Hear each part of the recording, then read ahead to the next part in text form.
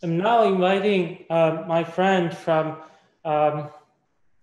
Kim, Yuncheng Xu from Megvii. She's a CEO and the director of the Institute of AI Governance. We get to know each other and get many interactions through AI ethics related discussions and conferences. But what is really amazing for me to interact with Kim is that leading the effort at Megvii, they might be confused for some of the tryings that the company is pushing forward.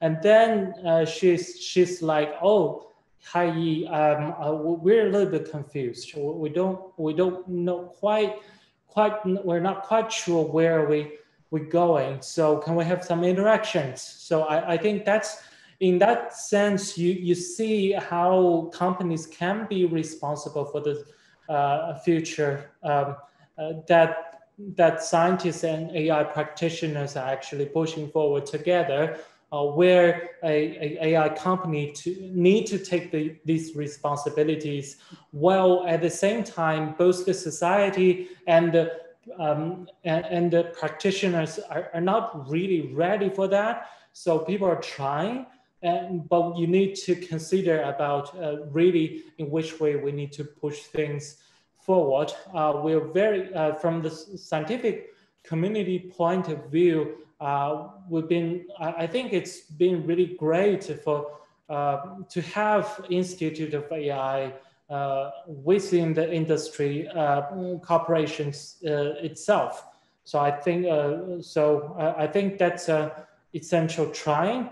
Of course, Megvii may not be the first one to try to have AI ethics groups or institute worldwide, but it's great that they established the tryings and to do self-governance, at least in their tryings in China. So Kim, the floor is yours. Thank you. Thank you, Yi. So let me try to share my screen.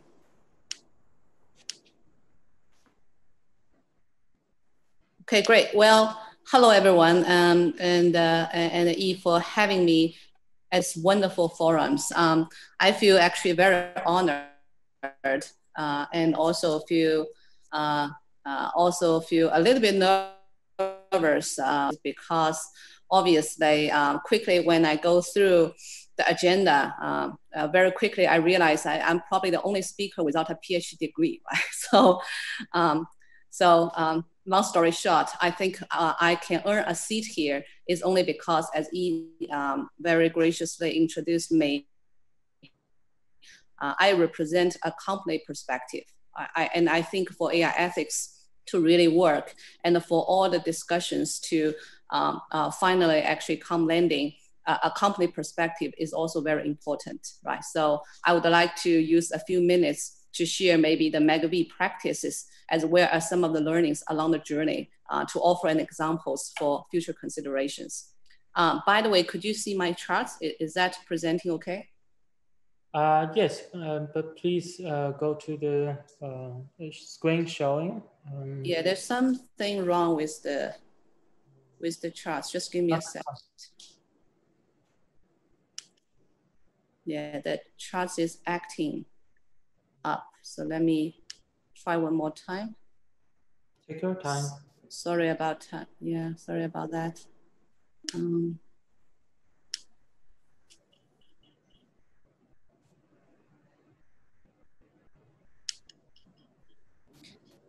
Now everybody can see I'm actually have a lot of screen open.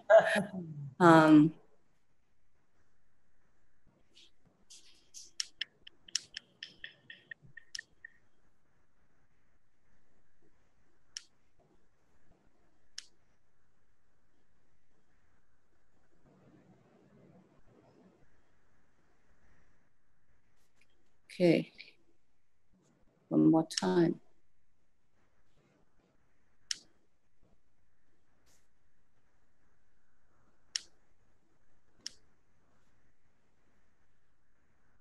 Okay. Yeah, can you go to the presentation mode? Yes, let me try.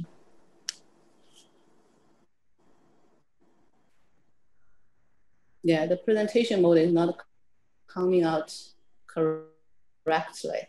Why don't we do this? I don't want to, yeah. You don't have to go to the presentation mode. We can see your slides. So just to start from the beginning. Okay, great. Yeah, so again, my apology for the technical issues. And for some reasons, probably because we just installed something on my computer, that might be the reason. So let me actually do something very brave. As this is a brave topic, let me actually do without charts, if it's okay with everyone. Okay, because I remember those content. So first thing first, let me talk about sustainability and what this means for Megvii. So sustainability actually means two things for Megvii as a company. One is about how to build a sustainable AI company, and then leading to a more sustainable AI industry. Second thing is obviously as an AI company, we also wondering what this technology can do for a sustainable society, right? So let me start from Megvii's own story. About a year ago, and a little bit actually more than a year ago, we started to realize that how important it is to embrace AI ethics and also make this part of the company strategy. That was actually started from our founder and the CEO, Inch. He is obviously, a little bit about the company's history. 3 graduates from Tsinghua University founded this company based upon deep learning technologies back in 2011, right, 2011. At that time, AI was not as hot as back then, right? So they do firm tech believers to try to jump into the deep learning technology, and they pick the computer vision to start this journey, right? So they are hardcore believers of what technology can do for this society, or AI for good. AI for good. So about a little bit over 1 year ago, Inch started talking to us about why AI ethics matters, right? And why as a company, we should very actively discuss about our AI ethics principles. So it was quite new to me actually in the beginning of the year. And when I quickly started learning about this, I realized that there are a lot of discussion already all over the world on this particular topic. And thanks to people like Yi, we also get a lot of help from people from BAAI and a lot of academics actually all over the world. And we also learned from some other companies from other worlds. So very quickly we decided, because the principle is right or wrong, it's a guidance, right? So although there are a lot of government and institute publish theirs, Megvii should have ours, right? So in July 2019, sorry, we published our AI ethics principles, and which is 6 of them. So this actually gives a cornerstone of the whole company about what we believe in, right? And but we didn't stop there. So for AI company, obviously, everybody is very practical, right? So people say, okay, now we realize what's your choice and the preferences. So tell us, for us, actually in the ground every day, what is the kind of playbook, right? What's the playbook? So, and we realized that this topic is too new, that it's very hard to prescribe a playbook, right? So we need a mechanism. And we need wise people outside the company to help us to think about this. So very quickly, we decided that reporting to our board, we established the AI Ethics Committee. Right, this committee comprised of people from both inside the company, but more importantly, from outside the company. Right, we invited people representing different point of views, and they will give the company guidance as well as sometimes very true. The truth, right? And the honest feedback about where you should go, what you have done, what's right or wrong. So the second step we did is that we realized such a broader topic, and as a company, you really need to bring in very diverse point of view. That's why we established this committee. And then the third thing we did is that, which I'm very proud of, is about we established a management steering committee within the company. The reason why we do this is that, you know, the AI ethics committee, although is a very high level, what also the company need to advance on daily basis is that internally you have the management team who is embracing the principles and that they are trying and thinking very hard on a daily basis to implement them, right? So we handpicked relevant senior managers who actually is most relevant to our principles, and we put them in an internal steering committee. And those people, including the research director of our company to our HR head. Right? So, it's ranging from how we actually protect the data, train our model, to how we actually want our employees to have the code of conduct.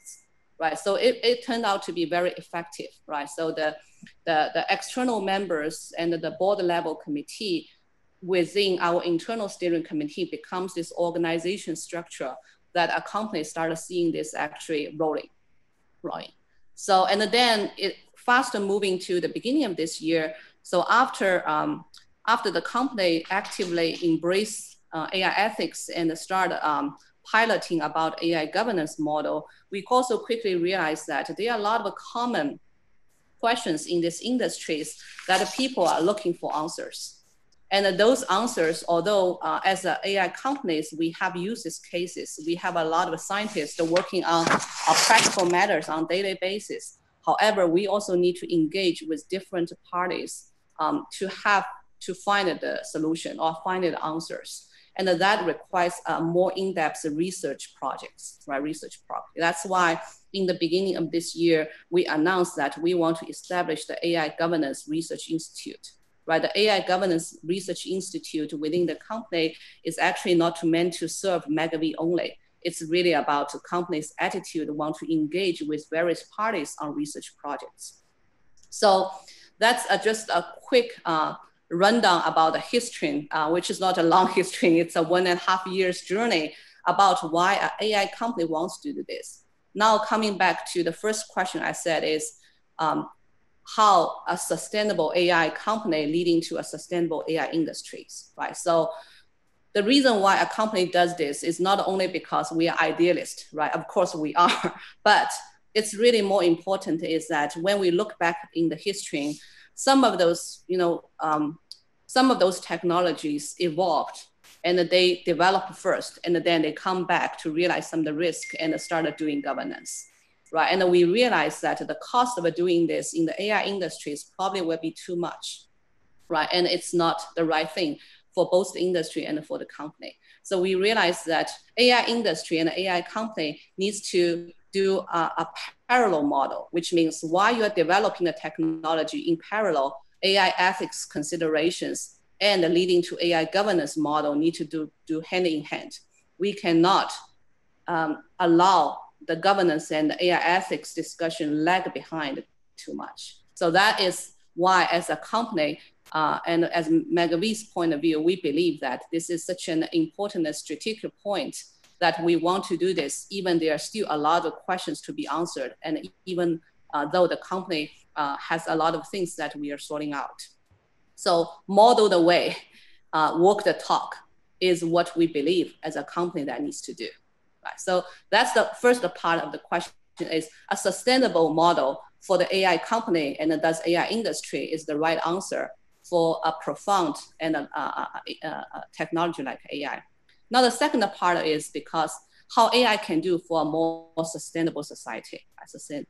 So, we were very grateful that we have great partners with BAAI, with Peking University, Guanghua Management School, because once you have to have those kind of great thought leaders, it gave us a lot of ideas about how AI technology can help to build a more sustainable society, right? So let me illustrate, give some examples. In the beginning of this year, actually, Ding Liu, who just spoke previously, right, from economic background, and we talk about how actually what Megvii has been going through on our own practices can maybe also build this awareness and the thought leaders in China to demonstrate to the business world that AI governance is the new way of doing the business. It's a more sustainable way of developing the industry. So together, actually, we developed a case study, right? It's probably one of the very few case studies on AI ethics of a company in the world, right? And we are very proud that we just announced and published this early this month. So that's one way of, it's not talking about, you know, we have figured out everything, but it's really a demonstrate that this is the right way to do. And for a more sustainable industry, you know, this is a joint partnership between a business school and a company. And the second thing we are doing is that I remember Yi and I spoke, right, a few times very extensively. And we say, you know, one of those key concerns is people, the public audience actually have a lot of concerns or some of those questions.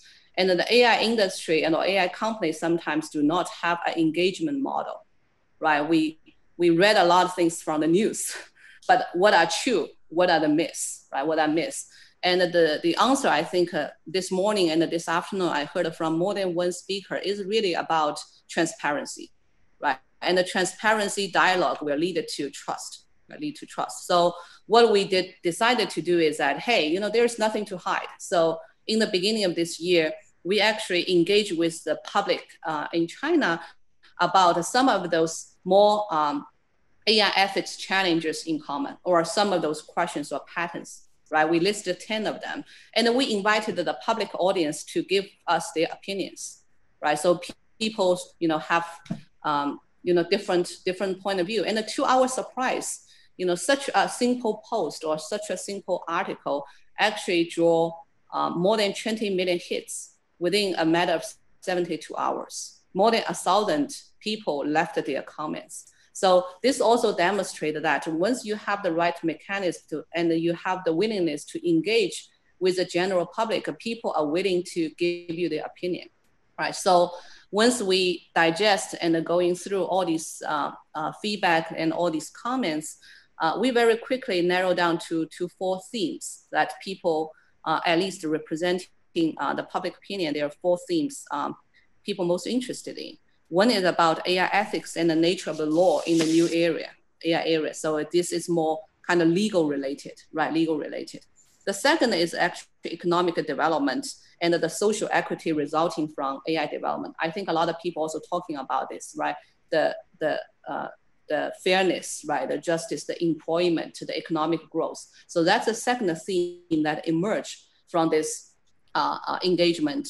The third thing is about the accountability mechanism and the interest distribution, right? So it's about the ownership of the data, it's about accountability, etc. So that's the third thing. A lot of them center around the technology itself. And the last but not least, that draws a lot of attention is really about the personal safety and privacy protection, right? So we quickly kind of analyze the data and we come down to these 4 themes. And then this goes back to the latest discussion I had with Yi is that, you know, for these 4 themes, what are the common goals that can round up different parties, right? Because these touch from economic to technology to philosophy to policymaker, right? This is such a wide range of interest. What is the one thing that actually can unite everyone? And that's why I really like BAAI that puts sustainability. Right? Sustainability, especially United Nations with the 17 sustainable goals, is a common goal for humans, right? Every country, every culture, a lot of people already have the consensus. So it's not something that we need to reinvent the wheel, right? So I think at that particular point, we already decided to say, yeah, I mean, a sustainable AI or AI for sustainable sustainability is the right theme to actually unite everyone. And that's also when we said that for our research institute, we do want to join this AI for SDG program where we want to narrow down to maybe 2 things, right? One of the things is that we want to have the AI governance model for communities, right? That goes back to UN's sustainable goal number 11. Right, that's where it's talking about city and the community, because that's frankly speaking, majority of us all live in cities and communities, right? So how AI actually can build a more human-centric and friendly environment is important for us, right? And the second topic that the research topic we actually want to talk about is around the trusted AI, right? More specifically, computer vision, right? So that's the second thoughts I want to share with everyone is about, as a responsible company, once we believe in it's so important to have the AI ethics embedded in the company culture and have an AI governance model that actually you can implement, then the next step is really to work with different parties on how AI can build a more sustainable future, So I would like to use my last 2 minutes or so to talk about the mechanism, right? Because it goes back to this panel talking about how West and the East need to work together for the next decade of AI, right? I myself got my education in the US, right? Worked for US company for many years, but I'm a Chinese, right? So I think the West and the East has a very natural linkage on my background. So if you look at each one of us, we all have, we were born in one country, right? So we always have our identity. However, in the technology world, there is really, I don't think that there's really the difference between East and the West, right? We all come together for a common goal because the goal is really about how to make this AI technology, which is so profound, has a lasting impact for the next, it's not about a decade, but it's for the future generations, how we can work together more proactively, not only as responsible companies, but also as responsible citizens, right? And I think there are 3 things that's very important based upon Megvii's experience and my personal experience in the 1.5 years. One is that many people mention this, and I cannot emphasize that enough, is a global dialogue and a communications, right? People need to talk, need to share, need to have transparency. The second is that I think a lot of things need to be rooted in the practical use cases, right? Because sometimes people will talk about, oh, technology is good or bad.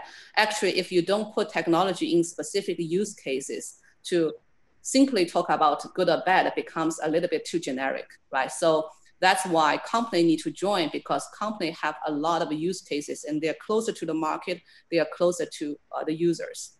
The last one, but not least, I know, there's a lot of interest on AI ethics, and that there are a lot of companies trying to do AI governance. And I really want to advocate that this is a time that people do some solid work on serious topics, right? It's easy to point out the problems, but it's much more difficult to solve the problems. And it does require the West and the East, all different parties to work together to solve the problems, and the people should not shy away from the challenging things. So again, it's a great honor to be here. I would love to work with every one of you to build a much better future for AI in the next decade. Thank you, Yi. Thank you so much, Kim. I think it is really much better that you don't use slides so that we can focus on what you said and share, and actually to hear about your wisdom, which I like the most. Thank you so much for your contribution to the discussion. And I also would like to raise that that since we have Kim, Effie, and also Danit from the morning to join us for this discussion, I think our discussion is one of the most which do not really have a problem for gender bias. So we could actually, last year maybe we're doing it even better, but well, at least we have 3 female speakers that contribute to the future of humanity in such a nice way. Thank you so much for bringing the wisdom not only from you, your company, but also as a responsible participants yourself to make this happen in the Chinese AI industry. And we've been really grateful for the chance happening not only at Megvii, but also many other AI companies. Thank you, Kim. Thank you so much.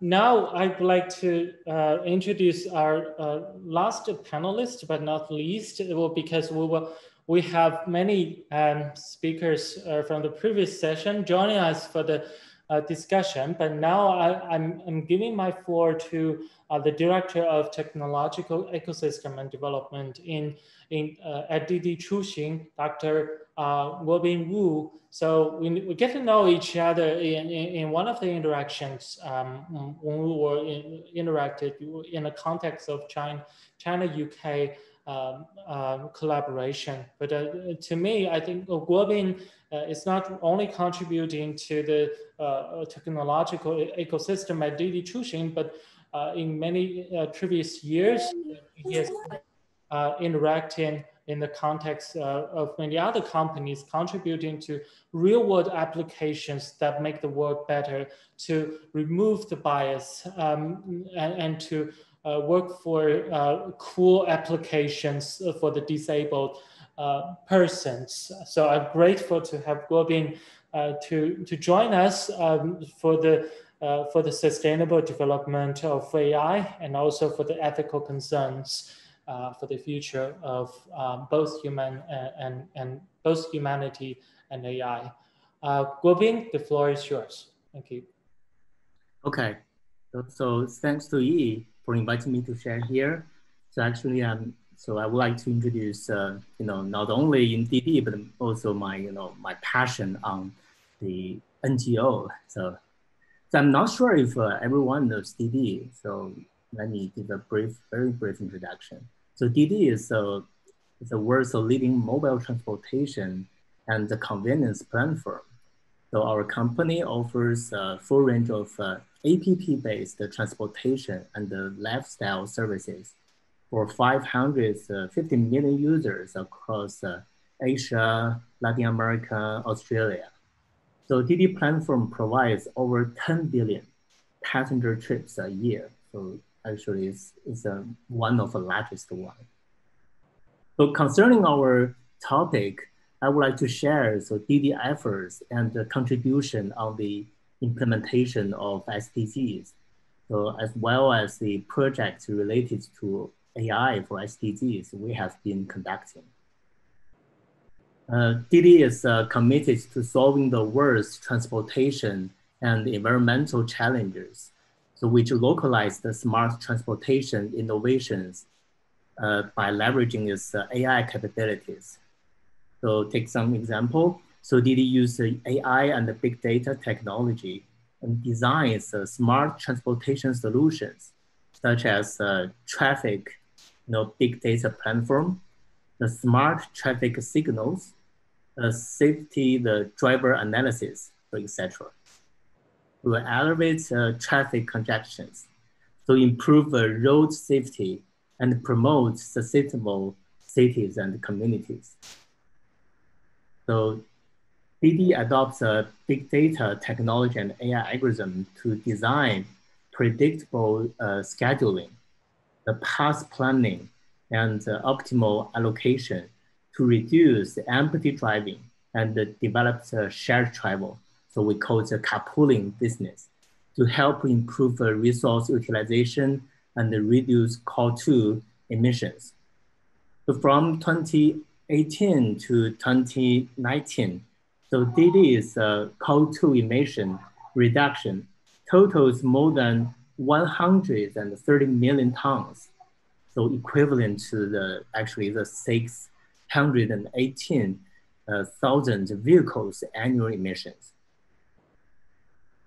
So in 2018, so DD also founded AI for Social Good co-creation platform. So collaborated with over 10 universities, research institutions, and the social organizations. Research on the co-directions, such as the safety, the driver safety, the driver health, environmental the situation, and the mobility accessibility. So which includes, for example, depict a high quality air condition map to help solve environmental problems, to promote the integration of new energy solutions and the intelligent transportation technologies, as well as the introduction of driver care AI assistance. Another example is we launched the Gaia Open Datasite initiative. So with DiDi's advantage in big data and the technology, the Gaia open data provides academia with a real-life application use cases, anonymized data and computing resources, and seeks collaboration with academia, so the communities.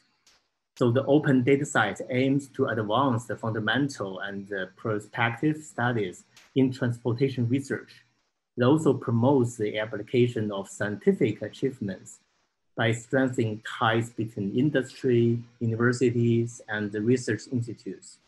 So these efforts will drive scientific developments in intelligent transportation system and contribute to societal development. So far, we have opened trajectory data site, POI retrieval data site, the large-scale driving video data site. Last, so I suppose the realization of SDGs requires participation of creative and innovation enterprises. Furthermore, the SDGs also draw blueprints and provides opportunities for enterprises business model, innovation, and the social responsibility practice.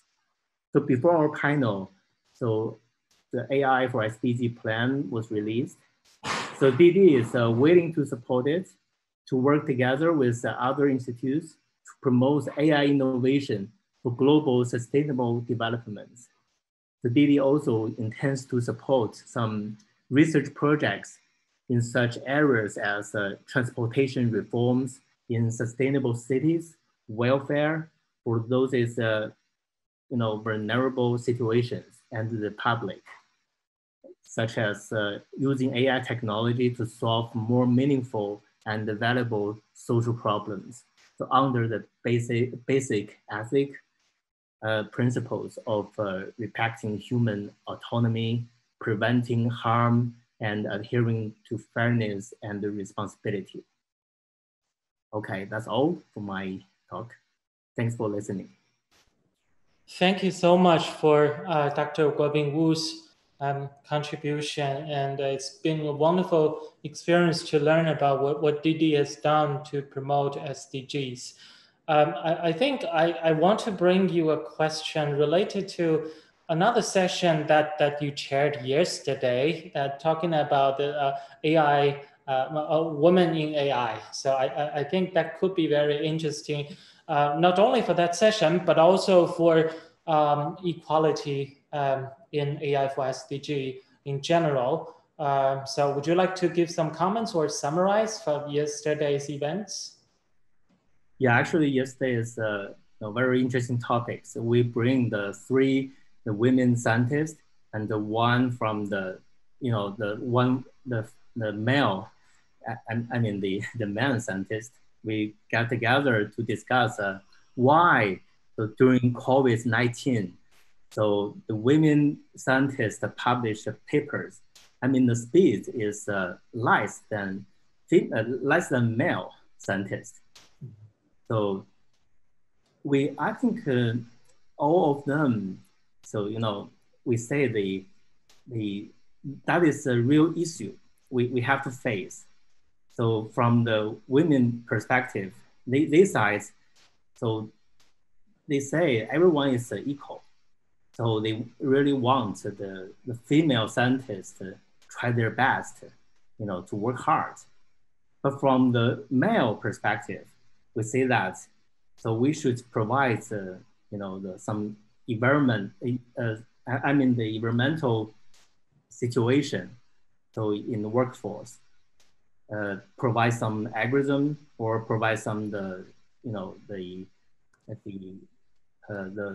like a company, the designs, for protecting this diversity.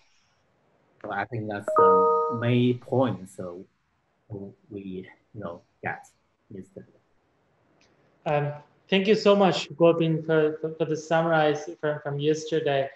I think so. This is all for the presentation part for the discussion, and now we're having more interactive discussions.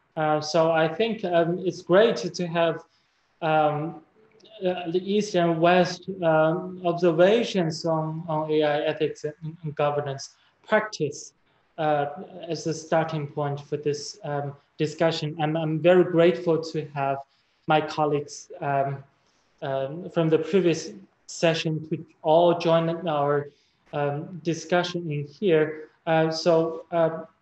Vincent just raised a question, interesting question, I guess to Professor Qiao Liu. So Vincent, would you like to raise the question yourself on the economic contribution? Okay, I can try. Can you hear me now? Yeah. Very well. So hello. So thanks for that perspective on the discussion, which I thought was really useful. One question I had was whether there is something negative to learn, so to speak. So obviously, when you showed sort of various curves where you can see China sort of approaching the US and others on productivity particularly. But of course, one interesting thing about this is that people like us in the West don't think that everything is beautiful where we are. And I wonder whether there would be interesting things that you could learn from the mistakes that have been made, or from developments that we have seen that are not going very well. I think in some cases, China is reproducing those mistakes. So the area in which I grew up in Germany when I was small and before that was full of horrible pollution from steel factories and other heavy industry. And I understand that is something that happened in China, a couple of decades after. So is there perhaps something like that you could say that we can learn from that and avoid those mistakes, because that would put you into a better position so you don't have to correct them afterwards or have the damage to deal with. For example, this could be all sorts of things, environmental things, but also social things. The US is a very rich country, but it has lots of problems too. This is actually a great question. I guess probably the most important thing we can learn from what I have been seeing in US and also other advanced economy is about the income distribution. I think to a great extent, people argue that globalization, economic growth do not benefit everyone. So we do have a big part of population who have been left out from economic development. Taking US as example, based on Thomas Piketty, who is a French economist, study, actually, he was looking at what happened to the income distribution between 1978 to 2015, almost 4 decades. He found that the middle 40% of the population by income distribution in the US, their GDP per capita only increased by less than 1% in the past 4 decades. So they didn't benefit from economic development. And I think the companies probably overemphasize efficiency, and they don't care enough about social issues. So people are talking about income inequality, the fading American dreams, this kind of issues. I think that's probably will be something we have to be very careful with when China move towards more advanced, situation. Because right now we talk about the applications of AI, we talk about the applications of technology, but in the meantime, we're also seeing that how we can resolve the problems we have been seeing in other parts of the world. We don't repeat the mistakes made by other countries. I think this is also a big background. We talk about sustainability of development and also AI ethics, AI governance.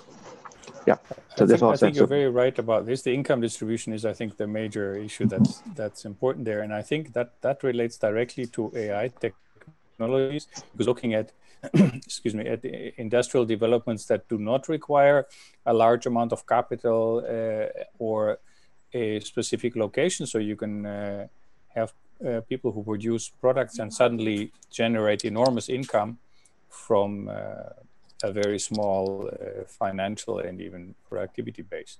So I think that that is actually accelerated by the IT technology phenomenon. And, what you're saying is reflected in I think to some extent the difference between the European and the American perspective on those things. Yeah. Great, thanks. Thanks so much for the discussion. And just now, Vincent raised the question: what can be learned from history, from the West? But I would like to share a short story. What can be actually learned from the East? Not historically, but most recently, I would say.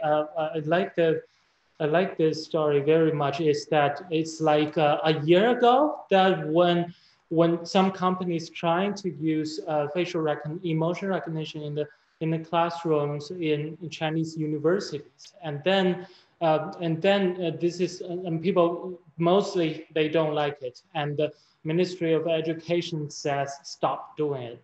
So they stopped in 4 days before anything bad happened. And then from the Western media, there are many criticism as always on this kind of trying in China. But then that's it. I mean, a month later, that at Carnegie Mellon University, that they raised a very cool application that they say that, oh, you know what, we not only we can actually acquire the emotion recognition, but also we can recognize the gestures in the classroom. How cool is that? And then for those technical innovators, they think this is really good trying, but actually the story happened like 2 months ago in China. And everybody says that, oh, Chinese, maybe they don't really care about ethics, but which is of course not true. But even in China, that no one liked it. And then you got something as a step forward. How come people from the Western society can like it? So I mean, what I want to say is that if people learn this story from the East, that nobody liked it in their culture, and then this kind of trying can be, postponed or have more consideration. So I think that is also why people can get to learn from each other in many ways. I just want to share this story to you guys. It's really great that from the video streaming, we have approximately more than 2,000 people who is participating in our event in here. And now I'm bringing a question to all the audience.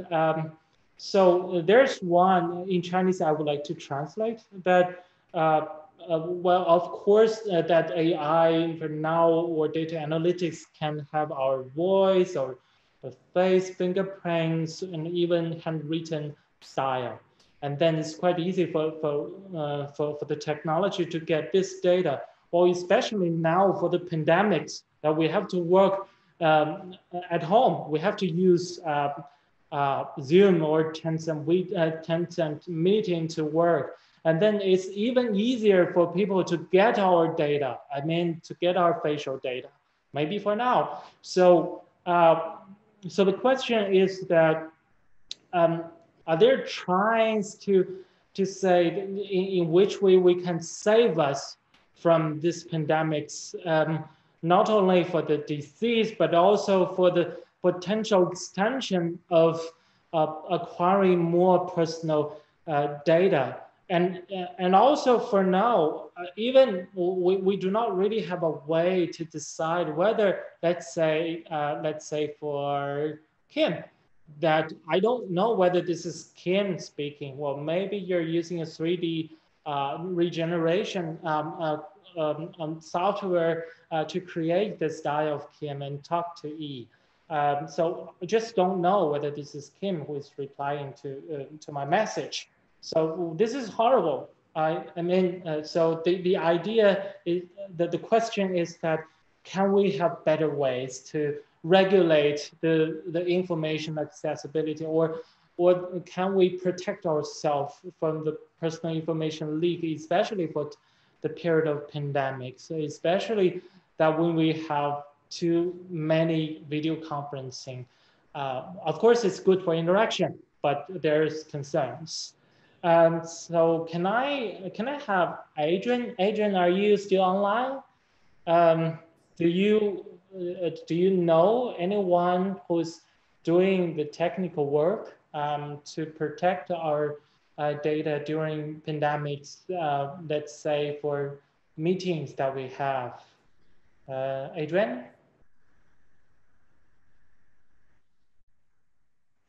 If we cannot have Adrian, does anybody would like to have some comments? I think that question is wonderful and we need to consider about it. Vincent, unmute yourself. Yeah, thanks for that. I think this is a really important question. I'm generally speaking, as you know, pessimistic about these things. So I think if there are ways to abuse a technology, then people will abuse it, particularly if they have the political power to do so. So, for example, like the Communist Party in China or governments in other places, or manufacturers of software.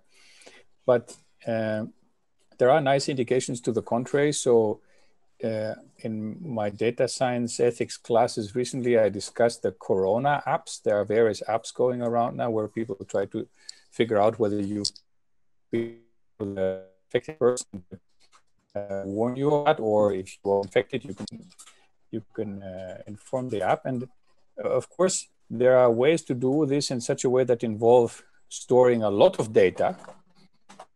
And there are ways of doing this with little data. So I think the slogan is always as much data as needed for as long as needed. And if you take that slogan into account, then you can make a good system there, and people have done that. For example, with Bluetooth signals, but without location data and without storing it centrally. And in the UK, they tried to make a system that didn't involve some central storage and also involve people's postcode and put an ID on your phone. And the result was that people didn't really like it very much, and basically killed. So I think this is a good lesson because it also involves this involves, in this case, a political loss, but there's also financial loss, right? So if this is a company that is making a product and they're not taking privacy into account properly, then dead. With Zoom now, Zoom was popular in Europe in the beginning of the pandemic. I haven't Zoom now for 2 months. We don't use Zoom. In fact, our university has explicitly told us that we're not supposed to use Zoom because it has privacy problems. Right? So that kind of stuff is the business of Zoom.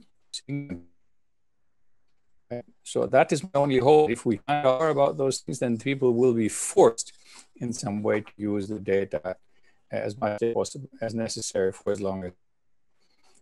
I'm pretty sure that that doesn't happen in all sorts of cases. And the bits I've heard about the surveillance systems in China compared to connected with Corona are not encouraging. And one question is exactly, of course, what is happening to that data now?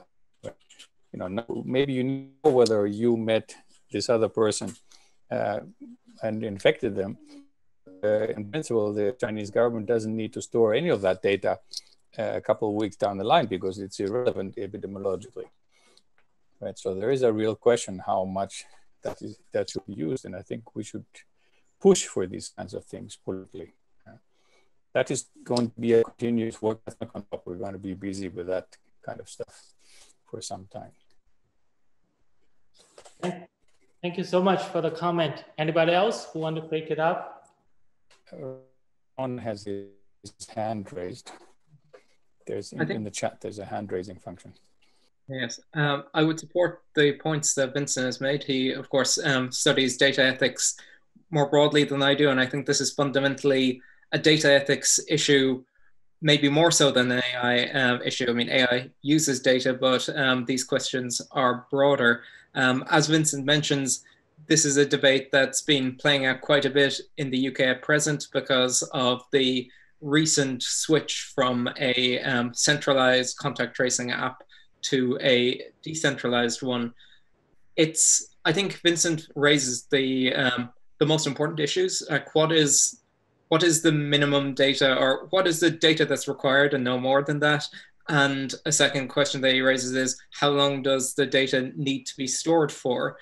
Maybe 3 and 4 in terms of questions might be, how is that data stored and how is it made secure?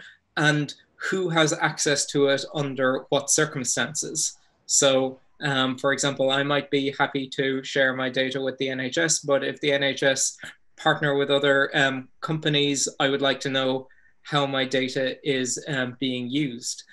I would highlight that the interesting and sometimes troubling thing about data is that we can often learn more from data further down the line than we might originally have anticipated. Data is a very powerful thing, and even when data is anonymized, sometimes when we combine data from multiple sources, we find that we can learn more about individuals than we necessarily anticipated in the first place.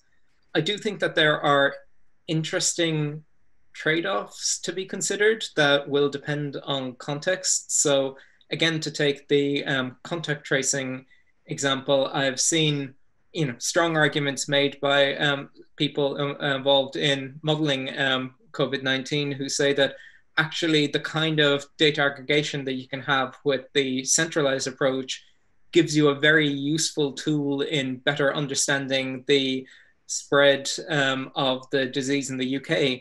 And obviously this is something that has benefits for saving lives. And there are ethical considerations to bear in mind in terms of slowing down the progression of disease. I mean, we are imposing a burden on the people who are on the front line of our hospital services. So we do need to think about both, the nature of those trade-offs in terms of what we might lose from the decentralized approach and the severity of the circumstances. I'm not entirely, I mean, maybe others would disagree with me, but I think often with these situations, a one-size-fits-all approach may be limited. So there are some decisions that we may want to make when the situation is really at a peak of crisis in terms of maybe gathering more data, but not storing it, where if the situation is more under control, we may not make the same decisions. So I think there is a question there about, do we make the same decisions in every circumstance, particularly when there are other ethical considerations to bear in mind. To come back to Yi's point and Vincent's about the things like the messaging and video conferencing facilities that we use, I think that this is really a very good point.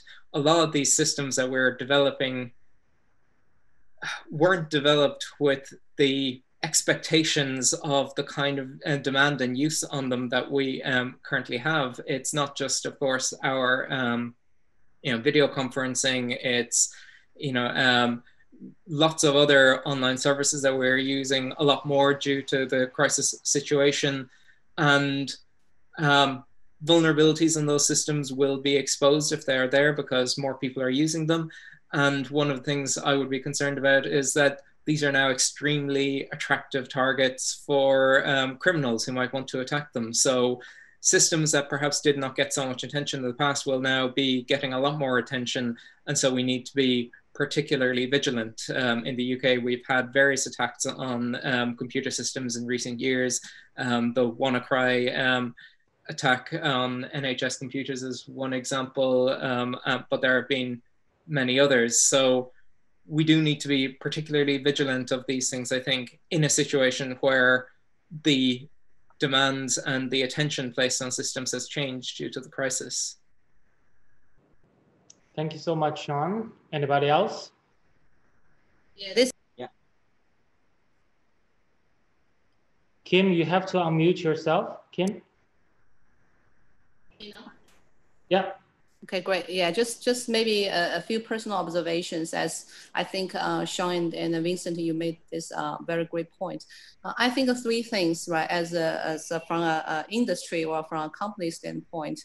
One is obviously, it is true that they are probably solving such a broader topic or challenge. It will take different, a combination of different ways, right? So they're obviously the policymakers is considering regulation, right? And then there also a lot of, regulation is a very heavy measure.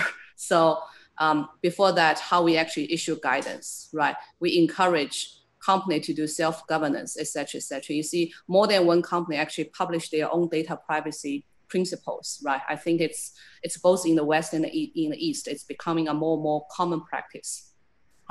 So there's this regulation type or a policy making type. And obviously there's also this economic mechanism, right? I think Dean Liu made it very well is, when people realize the biometrics or data actually is part of the asset, right? Just as you will not allow people to take your money from you, right? Data becomes part of your assets, and the people obviously, wants to have more protection, etc. And that's an economic incentive, right? And this will lead to a lot of the movement.